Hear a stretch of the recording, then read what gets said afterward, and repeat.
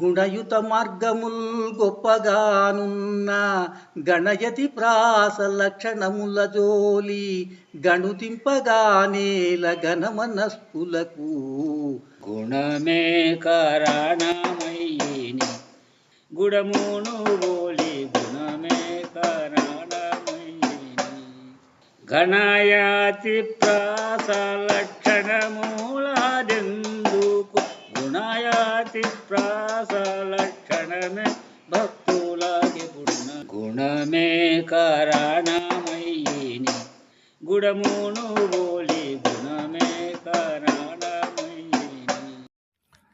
జై నిజ గురుభ్యో నమ. జై అమలాంబ సమేత అనుభవానంద రాజయోగేంద్ర ప్రభుస్వాముల వారి దివ్య చరణారవిందములకు ద్వాదశి వందనములు సమర్పించుకొనొచ్చు. బాలరామ పండితుల వారిచే విరచితమైన రెండవ ద్విపదార్థతలు. గురుదేవుని ప్రార్థించి తదుపరి రెండవ పద్యంలో ఏ మార్గము శ్రేష్టముగా ఉండాలి అనేటువంటి విషయాన్ని తెలియజేస్తూ, గుణయుత మార్గముల్ గొప్పగానున్న గణయతి ప్రాస లక్షణముల జోలి గణుతింపగా నేల ఘన మనస్కులకు ఏవై ఉండాలి ఇక్కడ? అకలంక మతి అన్నారు మొదటి ద్విపదార్థంలో. దీంట్లో ఘన మనస్కులు అన్నారు. అంటే మనస్సు ఏమై ఉన్నది అక్కడ? చలనరహితమైనటువంటి ఘనీభూత స్థితి చెంది ఉన్నది. గురు స్థానాన్ని అధిష్ఠింప చేసుకున్నటువంటి వారి మనస్సు. అందుకే సిద్ధాంతకర్త పూర్ణ మనస్కులు అంటారు. అలాంటి ఘన మనస్కులైనటువంటి వారు వారి యొక్క మార్గం ఎలా ఉంటుంది? గొప్పగా ఉంటుంది. గుణయుత మార్గములు గొప్పగా ఉన్న అంటే శుద్ధ సాత్వికయుతమైనటువంటి విధానంతో చూసేటువంటి వారందరికీ కూడా అలా ఉంటారు. వారు అశరీర విధానంతో ఉంటారు. వారు ఏ ఆడంబరము లేనటువంటి అంబరాతీతులు వారు. వారి యొక్క గుణాలు ఎక్కడ కూడా వంకర లేనటువంటి గుణాలు కావుననే వారి మార్గం రాజమార్గం అయి ఉంటుంది. అలాంటి గుణయుత మార్గాలు గొప్పగా ఉన్నప్పుడు గణయతి ప్రాస లక్షణముల జోలి తెలియజేసేటువంటి విషయం చక్కగా శివరామ దీక్షిత సిద్ధాంత రీత్యా ఉన్నట్లయితే, తాను కన్నది తాను అంటూ ఉన్నట్లయితే, ఇక ఈ ఛందోబద్ధమైనటువంటి గణము కానీ యతి కానీ ప్రాస లక్షణాలు కానీ ఇక్కడ తెలుగు సాహిత్యంలో ఛందస్సుకు ఉండబడేటువంటి ప్రాముఖ్యత రచనా విధానంలో ఎనలేనటువంటిది. మనకు ఉండబడేటువంటి షట్శాస్త్రములలో ఛందస్సుకు ప్రత్యేక స్థానాన్ని మనకు ఋష్యాదులు అందజేశారు. దీనిలో మనకు ఈ యతి స్థానం, ప్రాస నియమాలు, గణాల సూత్రాల గురించి తెలియాలి. ఇవన్నీ కూడా మనకు వేదాంగాల్లో ఛందస్సు అనబడేటువంటి ఒక వేదాంగంలో తెలియజేసినటువంటిది. ఈ గణము, యతి, ప్రాస, ఈ గణము అనబడేటువంటిది ఈ గురు లఘువుల గురించి తెలియజేస్తుంది. గురువు అంటే దీర్ఘం. అంటే ఏం తెలియజేస్తుంది? దీర్ఘాక్షరాలు, సంయుక్త ద్విత్వాక్షరాలు, సున్నా విసర్గాలతో కూడినటువంటివి, పుల్లు హల్లులతో ఉండబడేటువంటివన్నీ కూడా గురువులు అంటారు. వాటిని మిగిలినటువంటివన్నీ లఘువులు. ఈ మూడక్షరాల యొక్క గణాలే పద్యాలకు ముఖ్యం. దీనికే యమాత రాజబాణ సలగ అనబడేటువంటి ఒక సూత్రాన్ని కూడా మనం చదువుకునేటప్పుడు మనకు నేర్పుతారు. దాని ప్రకారం సులభంగా గణ విభజన చేయొచ్చు అనేటువంటి ఉద్దేశంతో. ఇక యతి అంటే ఒక పద్యపాదంలో మొదటి అక్షరం ఏదైతే ఉన్నదో దాన్ని యతి అంటారు. మొదటి అక్షరానికి సరిపడే నియమిత స్థానంలో ఉన్న అక్షరం ఏదైతే ఉన్నదో దానిని యతి స్థానము అంటారు. ఇక ప్రాస, పద్యపాదంలో రెండో అక్షరం ఏదైతే ఉన్నదో దాన్ని ప్రాస అంటారు.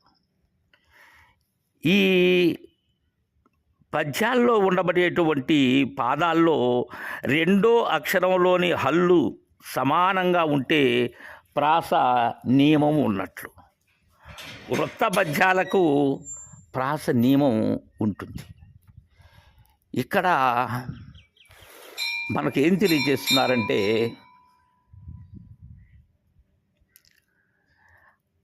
ఈ గుణయుత మార్గములు సరిగా ఉన్నటువంటి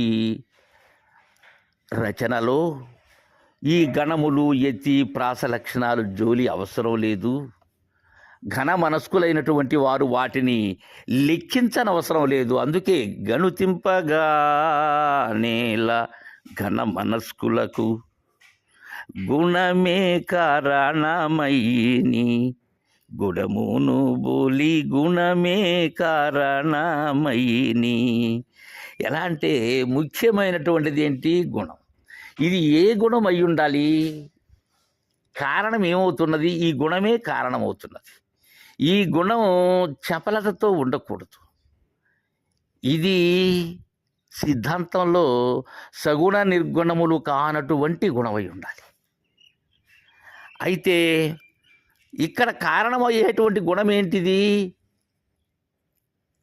బెల్లాన్ని పోలి గుణమే కారణమయ్యేని అంటున్నారు. ఇక్కడ అది ఎలా ఉన్నప్పటికీ కూడా, ఏది ఎలా ఉన్నప్పటికీ, ఆ చెరుకు ఎంత వంకలో ఉన్నప్పటికీ కూడా దానిలో నుంచి వచ్చేటువంటి రసము ఏదైతే ఉన్నదో దాని యొక్క తీపి చెడదు. తద్విధానంగానే రచనలో ఒకవేళ గణయతి ప్రాస లక్షణాలు సక్రమంగా లేకపోయినప్పటికీ కూడా ఇక్కడ ప్రధానమైనటువంటిది గుణం. ఆ గుణమే కారణం. దాన్ని తీసుకోవాలి మనం. గణయతి ప్రాస లక్షణమూలదెందుకు ఉండేటప్పుడు ఇక అది సరైనటువంటి సుగుణమైనప్పుడు ఇక గణయతి ప్రాస లక్షణాల గురించి ఎందుకు? తెలియచేయవలసినటువంటి గురు శిష్య న్యాయంగా మనం అందుకోవలసినటువంటి సిద్ధాంతం సక్రమంగా మనకు అవగాహన వచ్చేటట్లుగా ఉన్నప్పుడు ఏ అక్షరం ఎక్కడ పడితే ఏమున్నది? అయినా సరే బాలరామ పండితులు అంత లేలేత ప్రాయంలోనే ఇంత గొప్ప సాహిత్యాన్ని మన మీద కరుణతో రాబోయేటువంటి తరాలను దృష్టిలో పెట్టుకుని రచించినటువంటి మహత్తరమైన ద్విపదార్థ దరువులు ఇవి. పెద్దలందరూ అంటారు, కృష్ణప్రభువులు కూడా అన్నారు చందం బిరుగక పద్యము అనేటువంటి విధానంలో. కానీ వారెక్కడ కూడా ఛందస్సుని మీరలేదు. ఛందోబద్ధంగానే రచిస్తూ తమ పూర్వ కవులని కానీ అలానే సభా విజ్ఞాపనగా మనకు తెలియజేస్తారు. అంటే ఎక్కడైనా పొరపాటు వచ్చినట్లయితే దాంట్లో ఉండబడేటువంటి గుణం ఏదైతే ఉన్నదో దానినే తీసుకోండి. ఎలా అంటే ఆ బెల్లంలో ఉండే తీపుని తీసుకున్నట్లుగా. గడ్డ ఎలా ఉంటే ఏమి, కావాల్సింది మనకు దానిలో ఉన్న తీపు. అందుకే గణయతి ప్రాస లక్షణములదెందుకు? గణయతి ప్రాస లక్షణమే భక్తులకు ఎప్పుడు. ఎందుకంటే భక్తులకు కావలసినటువంటిది ఏంటి? సరైనటువంటి గుణం కావాలి. అలానే యతి విధానం కావాలి. యతి అయినటువంటి వారు ఎలా ఉంటారు? సర్వాన్ని కూడా పరిత్యజించి ఉంటారు. అన్నిటిలో ఉంటూ దేనిని అంటనటువంటి వారు. ఇక ప్రాస లక్షణము అనబడేటువంటిది కలిగి ఉంటారు. ఎందుకని? ఈ ఎక్కడైతే ఏ స్థానంలో ఏది ఉండాలనో అలానే ఉంటూ ఉంటారు వారు ఉండబడేటువంటి ఆ ప్రాస నియమం ఎలా ఉంటుందో వారి యొక్క నియమం కూడా అలానే ఉంటుంది అని మనకు రెండవ ద్విపదార్థం ద్వారా తెలియజేశారు. జై గురుదేవా.